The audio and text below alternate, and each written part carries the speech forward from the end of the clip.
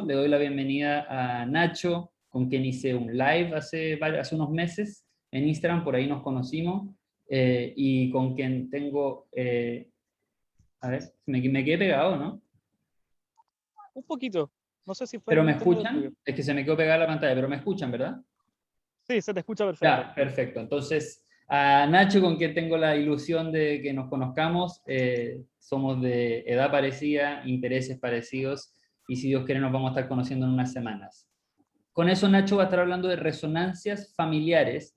Nacho es alguien que se ha volcado, tú me puedes corregir, pero siento yo a darle sentido, a entender el sufrimiento y a también desmitificar mucho humo, por qué no decirlo, que hay en el mundo de la espiritualidad y de la sanación, y tratar de poner como paños fríos y hablar como se debe, hablar sin miedo sobre la vida real. Que sí, en la espiritualidad hay mucho espacio de sanación, pero si no lo hacemos desde, ¿cómo sería? Como afrontando desde el amor propio, desde la realidad, puede ser que a veces sea contraproducente. Por eso que a nosotros nos gusta tanto lo que comparte Nacho, colaborar con él, y estamos muy felices de que esté aquí en seminarios hoy día. Así que bienvenido, Nacho. Si quieres te haces una introducción tú y nos cuentas de qué se trata las resonancias familiares, y eso, el micrófono es todo tuyo. Bueno, muchísimas gracias por la introducción. Desde ya les pido disculpas si hay un poquito de ruido de ambiente, ya que estoy en un lugar público. Vamos a hacer todo lo posible para que eso no sea un impedimento. Y bueno, ¿quién soy yo? Mire, la verdad es que no me gusta hablar de títulos o logros académicos, sino más bien simplemente decir que soy un ser humano como cualquier otro que pasó mucho dolor en su historia familiar, como la mayoría de nosotros que estamos acá. Todas las historias familiares duelen en mayor o menor medida. No existe una escala para el dolor. No hay acontecimientos familiares que sean peores que otros, ya que todo ser humano expresa una subjetividad que es muy diferente. He visto a personas que están realmente destrozadas por el divorcio de sus padres, siendo que hay muchas personas que podrían decir como, bueno, yo viví otras cosas peores, no es para tanto, pero resulta que en estos temas no funciona así. Nuestra mente percibe la realidad y distorsiona la realidad y crea fantasmas que su magnitud no va a depender del hecho mismo que nosotros vivimos, sino más bien de la interpretación que se le ha dado a este suceso.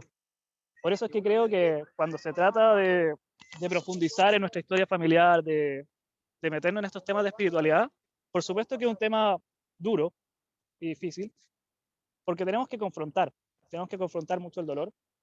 Y si bien las frases positivas o el tirar para arriba, el tratar de subir el ánimo o estar con la vibración alta sirve, también va a haber momentos en que nosotros, cuando estemos confrontando toda esta historia, quizás vamos a bajar nuestra vibración, quizás vamos a encontrarnos con paquetes emocionales que no van a ser de nuestro agrado. Y eso también es parte de la experiencia humana. Y mientras más estemos en negación como de estas partes de la experiencia humana, mientras más estemos tratando de evitarlas, al final lo que hacemos es prolongar el conflicto, cuando en realidad justo en estas partes que nos duelen o justo en esos momentos que uno podría decir que está vibrando bajo o que en el fondo la emocionalidad no está latiendo, es justo en ese momento donde se presenta la mayoría de las veces este, esta salida, esta lucecita que nos guía como, oye, este es el camino. Por lo general se nos presenta en la realidad una situación que ya nos hace, digamos, estallar, ya nos hace decir, ya, no quiero más de esta situación y nos hace despertar, nos hace buscar más allá. Entonces ya con eso, me gustaría ir ya de frente a lo que son las historias familiares, que ahí por lo general se encuentra el origen, la génesis de muchos de nuestros conflictos. Y con esto no quiero decir que nuestros padres o nuestros abuelos sean los culpables de nuestro conflicto, sino que nosotros en la historia familiar aprendemos a relacionarnos de cierta manera. En el fondo, nosotros vemos la relación de nuestros padres, vemos la relación de nuestros abuelos y decimos, ok, esta es la forma correcta, así se hace, esta es la forma correcta de relacionarnos, y después la reproducimos. Y al reproducirla es que nos encontramos muchas veces con la repetición, nos encontramos con que se repite la historia familiar, nos encontramos con que nos encontramos con los mismos esquemas relacionales, en que se repite, por ejemplo, una situación de infidelidad, en que se repite una relación de dependencia, y ahí nos empezamos a preguntar por qué. Y el por qué es básicamente porque no hemos desaprendido los esquemas relacionales que nos transmitieron. Estamos viviendo en base a ciertos esquemas relacionales que pueden ser un poco más antiguos, que pueden no estar actualizados y que sin querer nos pueden llevar a zonas que pueden causar mucho dolor. Dicho esto, creo que para ir profundizando un poquito más, tenemos que entender cómo funciona un poco la mente. Yo no sé si ustedes alguna vez han escuchado del curso de Milagros. El curso de Milagros es un libro que es canalizado, que ustedes pueden creer o no, que habla un poco del sentido de estar acá. Habla un poco del sentido de nuestra existencia, sostiene que la misma Tierra es un curso de milagros en donde uno viene a aprender básicamente qué es lo que es el milagro y a diferenciarse del ego. Y en este libro mencionan que nuestra mente es tripartita, lo que quiere decir que está dividida en tres. Hay una parte de nuestra mente, que es la que invade el 90 o el 95% de nuestro día, que se llama la mente errada. Y la mente errada, si lo viéramos de forma más caricaturesca o más simple, sería como ese diablito que tenemos acá hablándonos, que nos está diciendo todo el rato como, oye, esa meta te va a dar la felicidad, o oye, ellos te quieren herir, ellos son los culpables de tu dolor. Es como esta parte de nuestra mente que nos está convenciendo todo el rato de que nosotros somos una víctima de la realidad, que los demás son los culpables, y que de hecho que lo mejor que podríamos hacer en muchas ocasiones es tomar distancia de las personas. Es esa parte de nuestra mente la que se expresa, y que de hecho tiene un funcionamiento que es muy similar al cáncer que se expone en el libro La enfermedad como camino, que no sé si lo han leído alguna vez. En este libro se menciona que, en el fondo, el cáncer es una célula en rebeldía. Hace miles, millones de años quizás, había un organismo unicelular que era capaz de vivir individualmente y que eventualmente se fusionó con otro y fueron formando un organismo pluricelular que fue dando más complejidad y que eventualmente eso dio origen a todo lo que nosotros conocemos como la vida, como los animales, como nosotros mismos. En esta unidad, cada célula formaba un conjunto que funcionaba a la perfección, dando origen a un órgano que tenía sus propias formas de defenderse, y en el fondo cuando entra un virus al organismo, nuestro cuerpo eleva su temperatura para eliminarlo, y todo funciona relativamente perfecto. Sin embargo, hay una reacción de nuestro cuerpo que va en contra de todos estos principios, y es el mismo cáncer. En el fondo, una célula se vuelve en contra del mismo individuo. Es como si una célula de nosotros dijera, ¿sabes qué? Yo ya no estoy de acuerdo con Juanito Pérez, no estoy de acuerdo con cómo está llevando las cosas, no estoy de acuerdo con él, vamos a derrocar a este individuo. Y en eso empieza a atacar a sus mismos pares, empieza a romper la unidad del sistema, y así se estima matemáticamente hasta que va creciendo, y lo que esta célula no sabe es que una vez que logre su cometido, que es derrocar al individuo que está en la punta, se va a exterminar a sí misma, va a exterminar al organismo completo. Y esto es precisamente lo que hace el ego en nosotros. Es exactamente lo mismo. El ego nos convence de la individualidad. Y lo que no sabemos es que la individualidad lo único que hace es dirigirnos a la guerra con los demás y con nosotros mismos. Y la guerra solo puede llevar a la autodestrucción. Entonces, esta parte de nuestra mente, que es un 90 o un 95%, que es el ego, que tiene que ver con todo lo que es el inconsciente, nuestra tarea sería en el fondo disminuir un poco su porcentaje, aunque sea algo. Y ahora el tema es, ¿cómo podemos disminuir el porcentaje de esta mente errada? Es simplemente reemplazarla por la otra, que es la mente recta. La mente recta, entendamos lo que es como el angelito que mostraban, digamos, los monitos animados que está acá al lado, diciéndote qué es lo correcto, qué sería la mejor opción. Pero este angelito habla de manera muy silenciosa y es solo un 5 o un 10% de nuestra mente, dependiendo qué tanto lo hayamos trabajado. Y esta parte que es la mente recta, es como esta conexión que nosotros tenemos con esta parte de nosotros que no busca culpables, que busca el perdón, que busca comprender, que busca ir más allá, que busca el amor y que por tanto busca la unidad. Por último, hay una tercera parte que es simplemente la toma de decisión. Nosotros en cada acción que hemos hecho en nuestra vida, siempre hemos elegido a quién escuchar. Siempre hemos elegido si escuchar al ego o escuchar a esta otra parte, que es la mente recta, que podemos llamarle, no sé, la voz del alma, que podemos llamarle Espíritu Santo, que podemos llamarle Dios, los ángeles, cualquiera sea el credo que compartan acá. Siempre tenemos esa elección. Pero resulta que el ego es mucho más convincente. Incluso el ego muchas veces se puede disfrazar de espiritual, que fue lo que hablamos en otro live hace un tiempo atrás. Que el ego perfectamente también se puede disfrazar de espiritual y nos dice como, oye, ¿sabes qué? Con las mejores de las intenciones, lo mejor que podemos hacer quizás es meternos en el matrimonio de nuestros papás porque nosotros sabemos lo que es mejor para ellos. Pero eso es solamente un mecanismo de control, y hacer un mecanismo de control solamente puede ser parte del ego. Entonces, parte de nuestra existencia consiste en ver estas formas que tenemos de relacionarnos y entender de dónde vienen y atraer a cuestionarnos si de dónde vienen. Esto es, digamos, viene del ego o en verdad es una manifestación del amor. Hacer esta distinción es tremendamente importante en nuestro diario vivir y de hecho, ya si estamos en un contexto terapéutico, no solo en nuestro diario vivir, sino ir un poquito más allá y ir viendo las elecciones del pasado. En el fondo, desde el diálogo del ego, nosotros vamos a entender que todo lo que nos está pasando en nuestra situación actual, que esta angustia que sentimos acá o lo que nos está molestando, tiene que ver con mala suerte o tiene que ver con alguna casualidad. Pero resulta que no es mala suerte, muchas veces es una elección y el tema es que es una elección errada. En el fondo nosotros estamos eligiendo percibir la realidad de una manera que nos daña.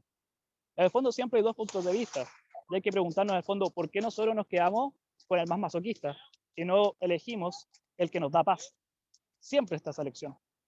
A veces no es tan fácil de ver, concuerdo. Y es por esto que aquí, en el fondo, lo que se propone más bien es un entrenamiento de la mente en hacerse más perspicaz en esto de tener la percepción correcta, que la percepción correcta siempre tiene que ver con el perdón, siempre tiene que ver con la paz, siempre tiene que ver con la resolución, con no ver el error en otro, sino más bien buscar perdonar la experiencia. Dicho esto, podríamos hacer un ejercicio hoy día entre todos y yo lo que les propongo es ir cuestionándonos desde dónde estamos viviendo nuestras relaciones actualmente. Y aquí, para hacerlo más fácil, yo simplemente voy a poner un ejemplo personal.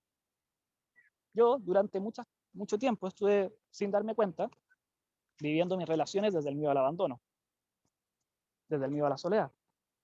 Ahí lo que se me presentaba es que me relacionaba con puras personas que aparentemente eran prohibidas para mí.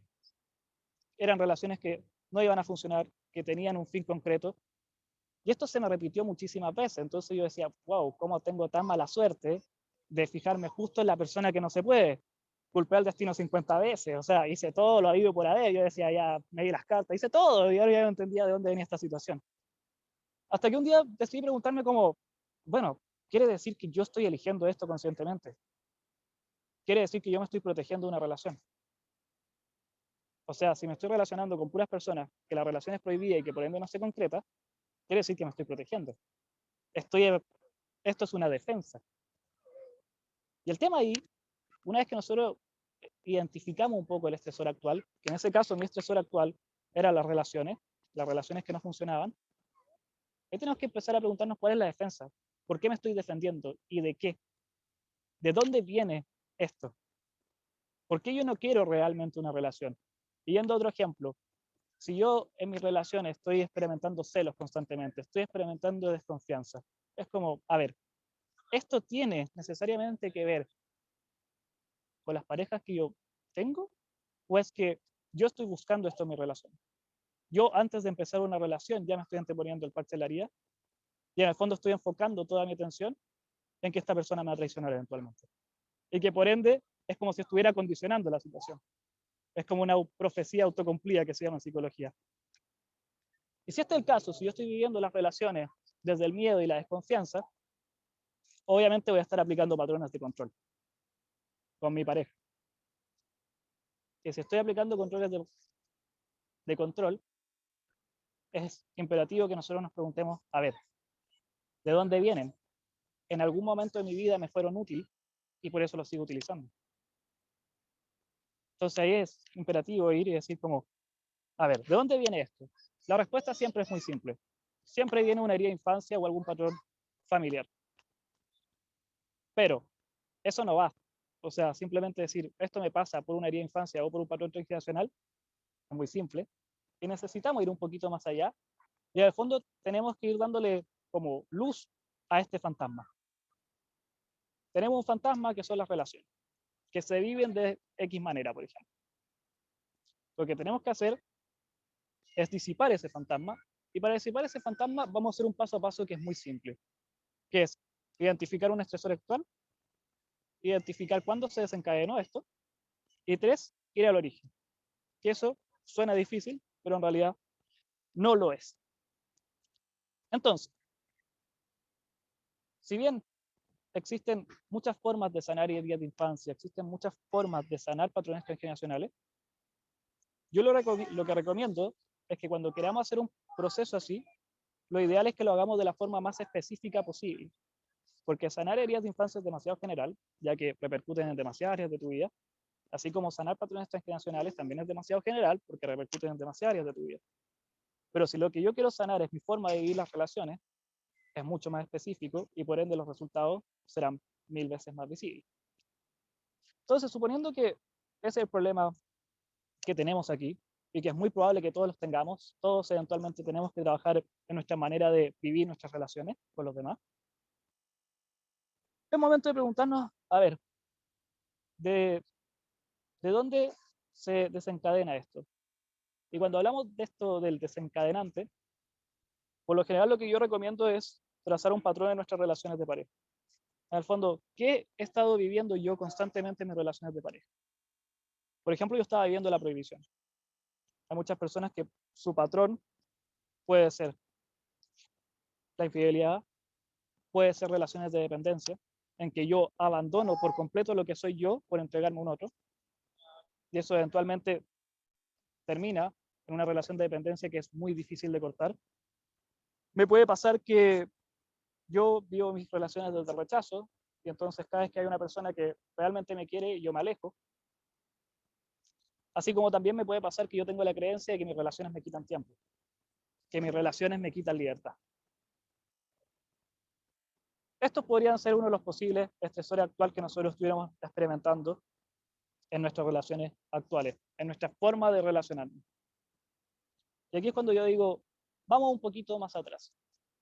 Vamos un poquito más atrás y pensemos, a ver, ¿dónde se desencadena esto? ¿Dónde yo vivo una relación que me confirme que mi creencia es correcta? ¿Dónde yo vivo una relación en que me confirme que, la infidelidad es real? Que me confirme que, efectivamente, el rechazo es real. ¿Dónde yo vivo esa relación?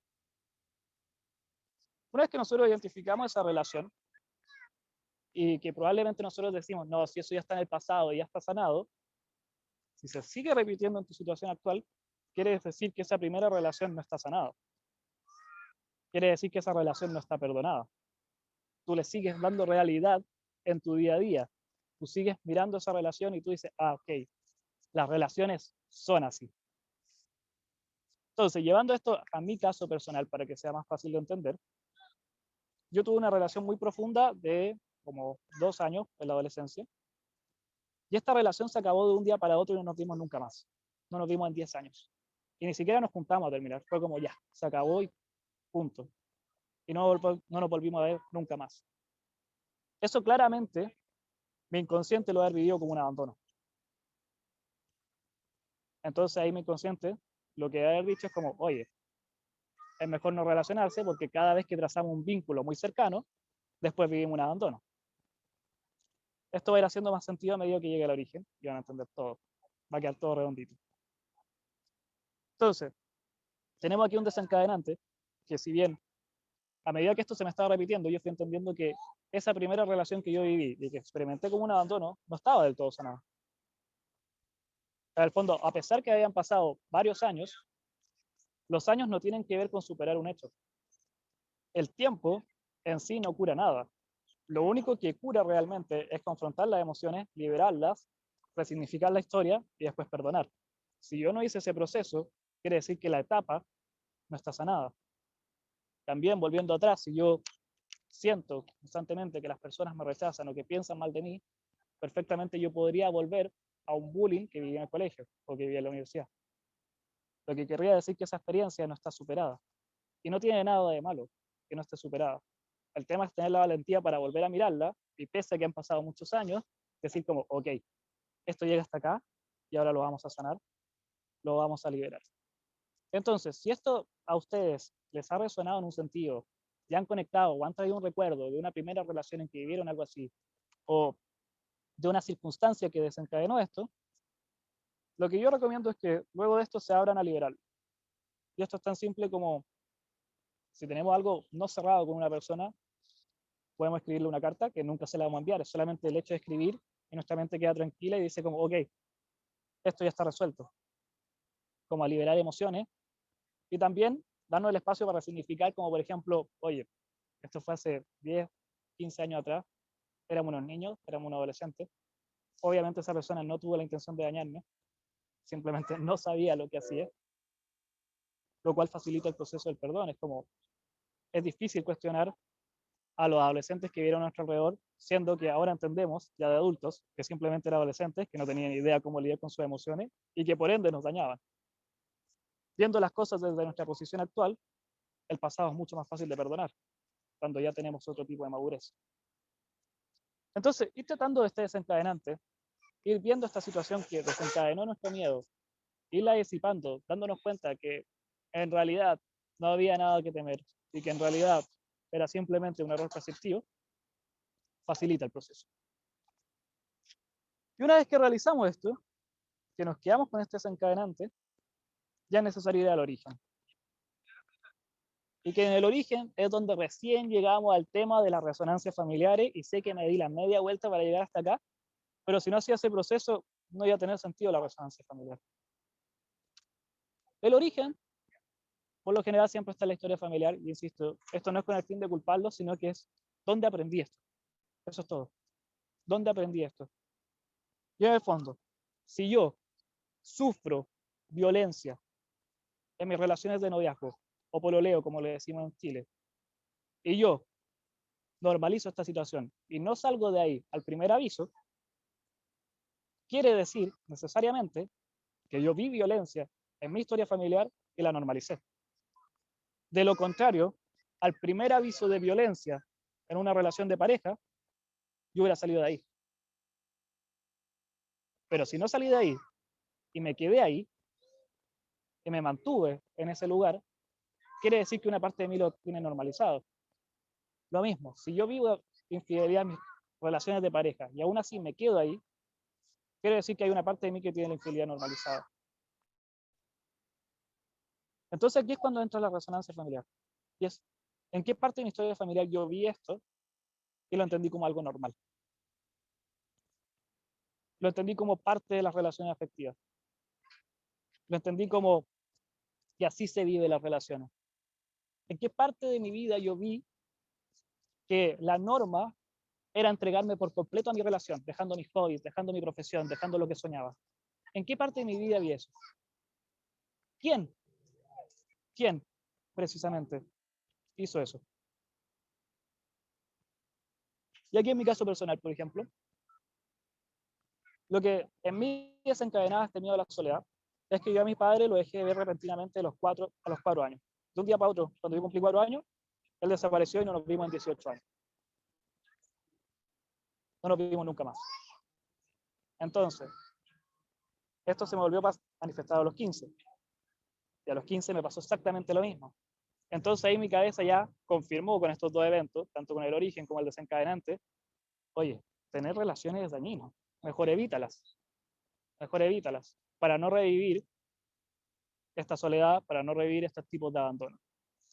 Entonces, así era, como en mi situación actual, yo sin darme cuenta me protegía simplemente estando con personas que no podían estar conmigo. Me protegía apuntando mi atención a relaciones que nunca se iban a concretar, porque ahí nunca se iba a vivir un abandono. Entonces, esta misma defensa a impedir vivir un abandono es la que impide la actualización del sistema, es la que impide que nosotros vivamos nuestras relaciones desde otra vereda. Entonces, hasta que no vayamos al desencadenante y al origen y perdonemos estas situaciones, y es decir, las interpretemos de otra forma, nuestra mente nos va a seguir llevando a los mismos eventos, nos va a seguir llevando al mismo tipo de relaciones por un intento de protegernos nomás. Entonces, si nosotros queremos que nuestra mente nos deje de proteger, lo que debemos demostrarle es que en esos eventos no había nada que temer. Y eso, por supuesto, es complicado. Y es lo que vamos a empezar a ver un poquito acá. ¿Cómo hago que yo, mi mente, le deje de temer a estos eventos? Cuando yo encuentro la resonancia familiar, no es con el simple hecho de decir como, ok, mi mamá vivió lo mismo, ok, ahora entiendo por qué yo lo estoy repitiendo. Es ir más allá. Y es, a ver, ¿por qué mi mamá vivió esto también? Es ir aún más allá. Es entender las razones por las cuales se vivió esto. Entonces, yo me podría haber quedado con que mi papá es lo peor del universo, que es un maldito y que hoy se fue a los 4 años y que me abandonó. Y eso solamente hubiera aumentado este fantasma, hubiera aumentado este miedo y por tanto estas situaciones se hubieran seguido reproduciendo. Pero no, yo fui más allá y quise entender cómo, en el fondo, cuál es el porqué, cuál es el porqué de estas decisiones. ¿Cuál es el porqué? ¿Por qué pasó esto? Y así fue como fui indagando en su propia vida personal, fui indagando en las cosas que él vivió y en eso me encontré con un relato. Voy a mover un poco porque aquí están poniendo música y se está poniendo desagradable el ambiente.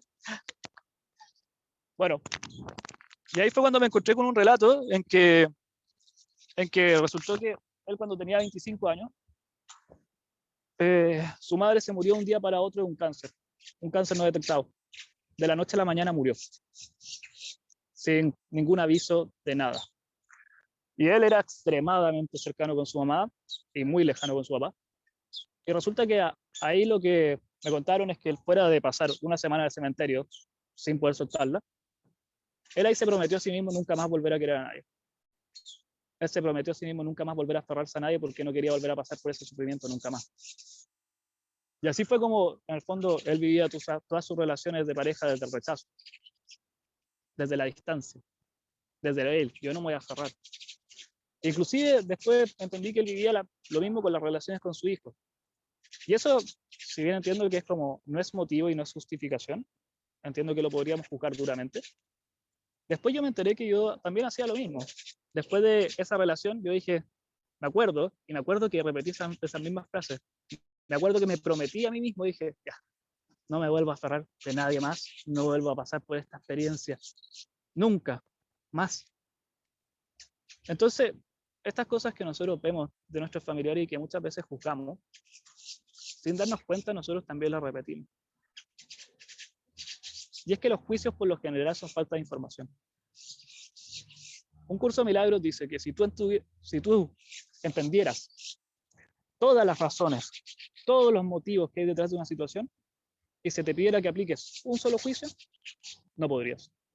No podrías. Sería realmente imposible aplicar un juicio si tú conocieras todas las caras de la moneda. Eso es precisamente lo que nos pasa. Cuando la infidelidad se repite en nuestra vida es probablemente porque nosotros juzgamos muy duro la infidelidad de nuestros padres. Dijimos, ok, eso estuvo mal. Eso fue lo peor que pudo pasar, eso destruyó la familia. Y después, curiosamente, se nos manifiesta en nuestra vida y es muy lamentable. Y aquí, en el fondo, el mensaje ir un poco más allá y es como,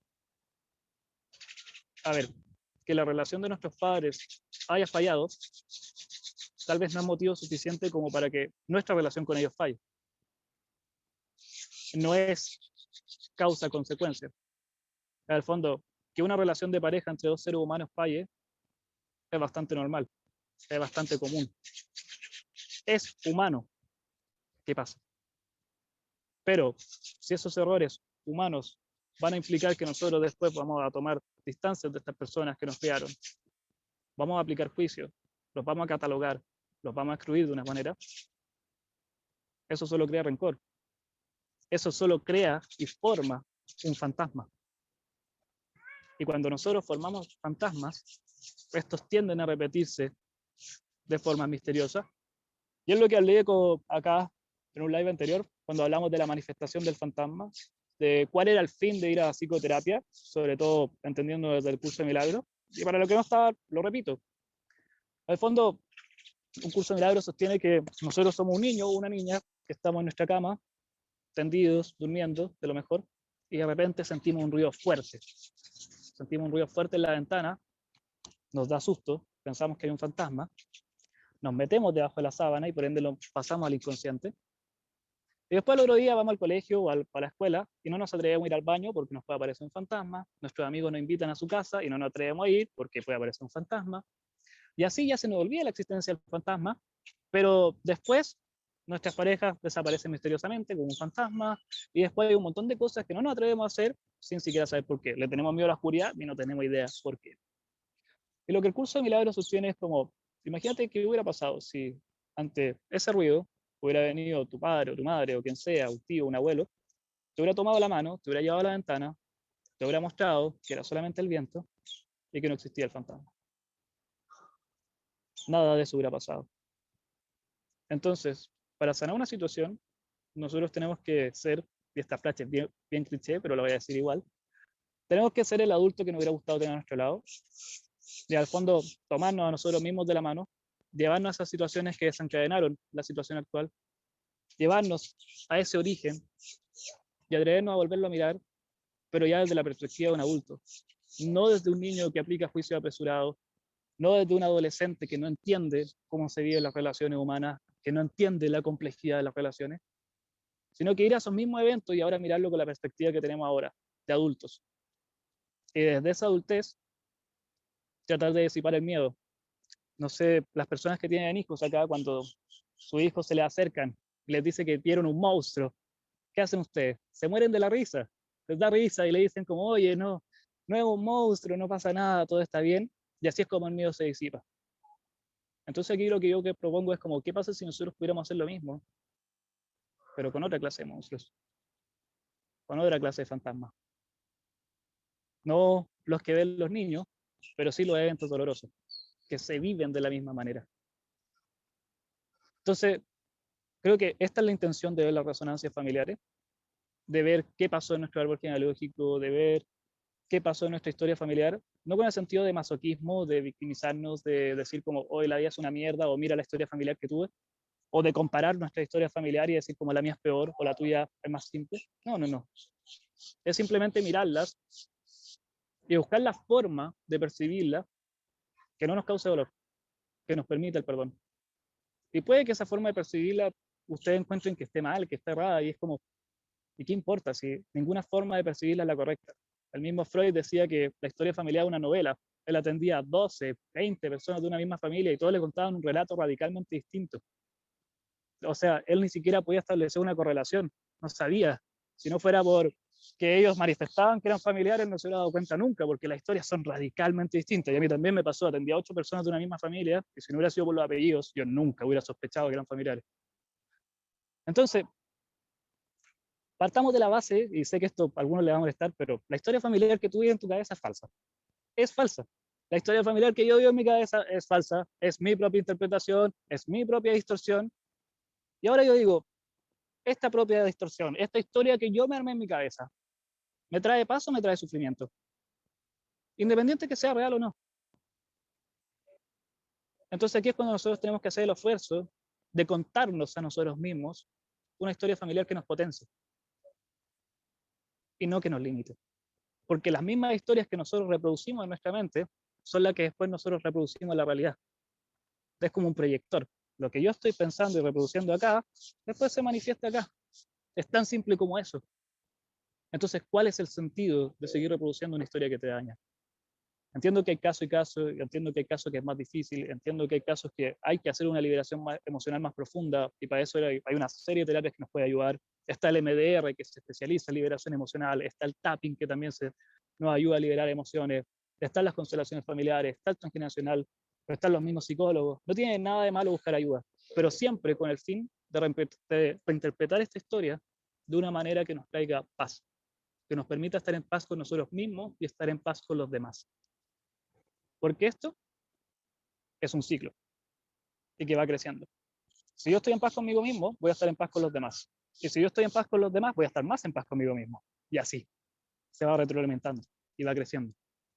Pero si yo estoy en guerra conmigo mismo y estoy tendiendo al individualismo, voy a estar en guerra con los demás. Y si estoy en guerra con los demás, la guerra conmigo mismo va a crecer y va aumentando. Entonces aquí la pregunta es, ¿qué van a elegir ustedes?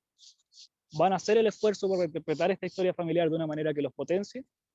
o nos vamos a seguir quedando con esta historia que hemos reproducido durante todos estos años, que ya sabemos que no ha traído necesariamente el efecto que queremos. Y creo que con esto podemos ir ya dando por cerrado o pasar a las preguntas, lo que quieran. Yo feliz. Muchas gracias, Ignacio.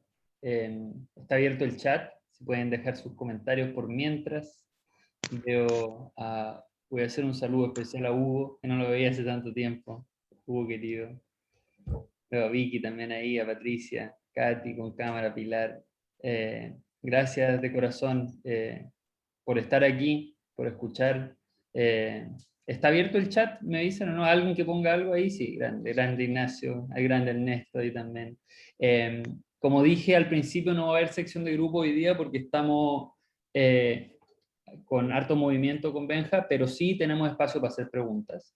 Así que si tenemos como unos 8 o 10 minutitos para hacer preguntas, así que si alguien tiene alguna pregunta, si la puede escribir o levantarme la mano con la camarita para yo darle la palabra, por mientras vemos que van llegando los mensajes de agradecimiento.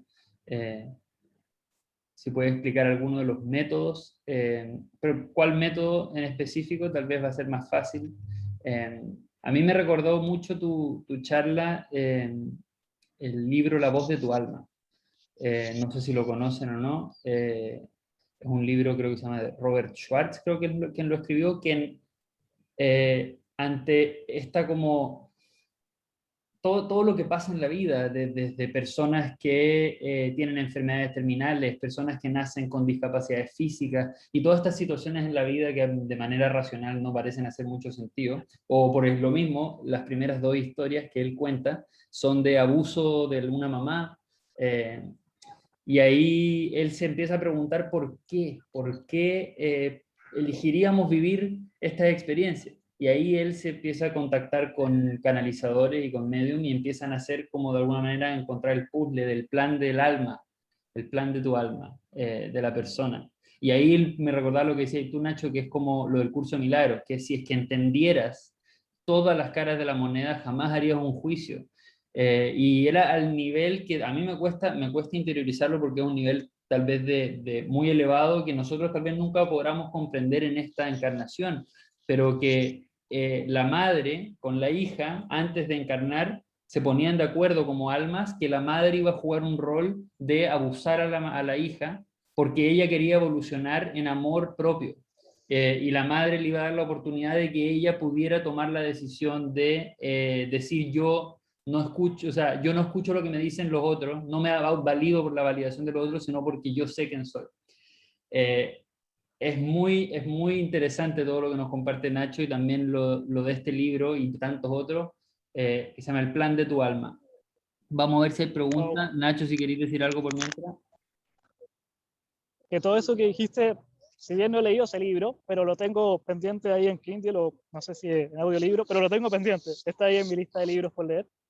Todo eso también lo escuché en los seminarios de Marta Salvat, que ella hablaba que, claro, yendo a un nivel más espiritual y más profundo, es como las experiencias que uno vive acá, uno las eligió. Y entender el por qué muchas veces es difícil. Y quiero ser claro que hay muchas conductas y hay muchas cosas que no siempre vamos a encontrar el origen final. No siempre vamos a tener la suerte de encontrar el origen final y que todo sea redondito. Pero eso no es lo importante, sino que lo que importa es que con la información que tenemos seamos capaces de perdonar, de disolver el error, dejar de juzgar.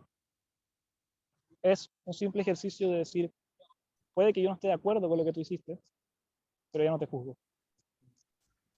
Yo no estoy de acuerdo quizás con la infidelidad, yo no estoy de acuerdo con un montón de cosas, yo no estoy de acuerdo con el abandono, no estoy de acuerdo, pero ya no lo juzgo, ya no lo juzgo.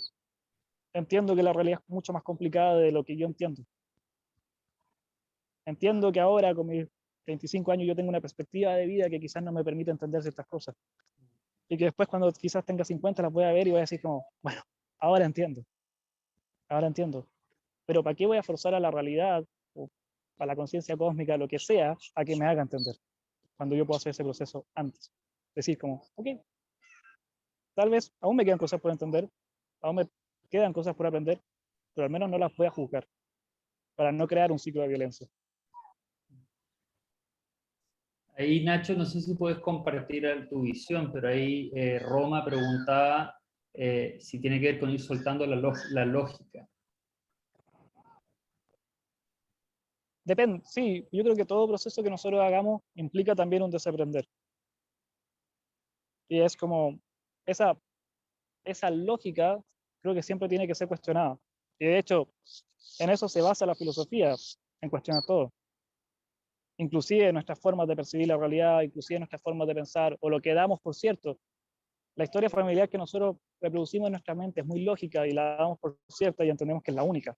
Y de hecho aseguramos que nuestros hermanos piensan lo mismo. Pero eso es falso. Si tú compararas tus puntos de vista con ellos, te vas a dar cuenta que pareciera que tienen otra mamá, que tienen otro papá, y que no se conocen, punto menos. Entonces, creo que hay que abrirnos a la posibilidad de que nuestros puntos de vista estén errados, porque la mayor parte del tiempo lo están. Entonces, ya de esta base, que nuestros puntos de vista la mayor parte del tiempo están errados y que la verdad como tal es algo incognoscible para el ser humano, ni siquiera sabemos si nuestros sentidos dicen la verdad. Capaz que la realidad que vemos sea inversa, no tengo idea, quizás los colores que vemos son distintos. ¿Por qué nuestra visión del mundo es más correcta que la visión de la araña que tiene 8 ojos y ve con mucho más profundidad? ¿Cuál es la visión correcta? ¿Yo veo mejor que la araña o la araña ve mejor que yo? No, tengo realidades distintas, no más. No sé cuál es la real, no sé cuál es la correcta. Y aquí es lo mismo en todo orden de cosas. Entonces, al final, lo más prudente es simplemente cuestionarse qué visión de la realidad me permite estar en paz. Eso es todo. ¿Qué visión de la realidad potencia mi vida? ¿Para qué quedarme con una que me hace daño? Y en vez de, que lo que dice el plan de tu alma, que en vez de escapar, ahí mandé el libro, no sé si les llegó, lo mandé por el chat, de un PDF, está todo el libro.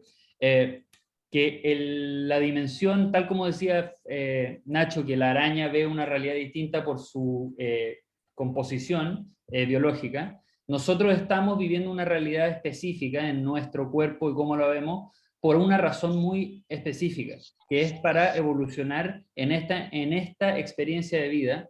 Y lo que decía, en el alma el tiempo no existe, pero en este cuerpo sí existe y existe para una razón muy importante, que es para lo mismo que dijo Nacho hoy día en la charla, porque sin la dimensión del tiempo, de pasado, presente y futuro, que son las dimensiones del cuerpo, yo no podría tener esta experiencia, como dice Nacho, de sanar por voluntad propia, por amor propio. Porque en el plano del alma, donde ya es todo amor, ya no queda esa oportunidad. Ya no queda porque es un eterno presente. Pero al voluntariamente entrar a este mundo de dualidades y este mundo de pasado, presente y futuro, nos entregamos la posibilidad de contrastar y de vivir experiencias y resignificarlas cíclicamente. Entonces, no es pelear con nuestra realidad y querer alcanzar la experiencia del alma en cada momento presente, sino que entender que el alma es eterna, pero que ahora estamos viviendo una experiencia humana que nos entrega la posibilidad de evolucionar en amor y en el perdón. Entonces yo creo que eso es muy importante porque a veces nos frustramos por la experiencia humana porque sabemos que por dentro hay algo que es más eterno y queremos que siempre sea así. Y por tanto las experiencias difíciles nos botan. Es verdad. Y claro, ahí es cuando compartimos la percepción de la espiritualidad, que muchas veces la espiritualidad o quizás simplemente algunos libros de desarrollo personal nos distorsionan nuestra visión de las cosas y nos dicen que la norma es estar feliz, que la norma es estar en paz. Y con eso lo que estamos diciendo en el fondo, y es lo que conversamos, es como tú estás diciendo que cuando tú sientes rabia, que cuando tú sientes tristeza, que cuando tú sientes miedo, ahí no hay amor, ahí no hay Dios, ahí no hay nada, es una zona oscura. Tú mismo estás determinando eso. En esa misma situación en que tú tienes tristeza, en que tú sientes miedo, en que tú sientes rabia, también puede ser los lugares que más amor se manifiesta en tu vida. O sea, miremos la misma muerte. Cuando se muere un ser querido, es un momento trágico, es uno de los peores momentos de la existencia, pero también es el momento en que más amor nosotros recibimos. O sea, tenemos a todos ahí apoyándonos. Entonces, incluso en esas zonas que son supuestamente las más oscuras, también está lleno de amor. Cuando tú lloras y estás en una tristeza profunda, la gente te consuela, te ayuda, está ahí, te apoya. No es un momento en donde no hay amor, no es un momento prohibido, no es un momento que debamos evitar. es simplemente un momento necesario para la misma evolución propia de la existencia humana, tal como dice acá.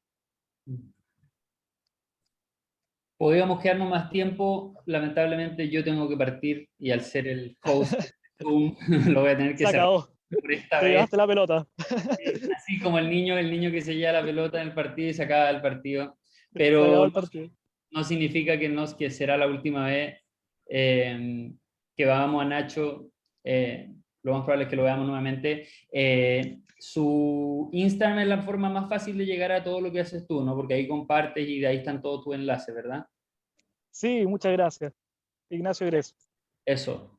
Y dos guión Ignacio bajo. Gres, guión bajo, y cualquier cosa ya saben. Si no encontraron el libro que nombré, El plan de tu alma, si es que no encontraron el Instagram de Ignacio, si es que no encuentran algo, siempre nos escriben por WhatsApp o por mail y nosotros contestamos. Si no les contestamos, nos vuelven a molestar porque a veces es por un tema de que no lo vimos nomás, pero siempre contestamos. Así que gracias de corazón, esta repetición va a estar arriba pronto. Y nada, pues gracias a todos de corazón, en verdad. Gracias Nacho también. Unas Bueno, últimas. darte las gracias a ti por este espacio, darle las gracias a todas las personas que estuvieron acá. Gracias por abrirse a escuchar este punto de vista que espero pueda haber sido aporte para algunos. Y nada, como siempre, encantado de estar acá, encantado de conversar contigo. Así que ahí, cuando estés por acá, sí o sí vamos a tener unas buenas conversaciones de todo. Así es. Así que voy a activar los audios para que nos escuchemos. Mi computador está... A ver, díganme si pueden ahora, que mi computador está medio... se quedó pegado. ¿Pueden activar su audio para despedirnos? No, me quedé pegado. No sé qué pasó.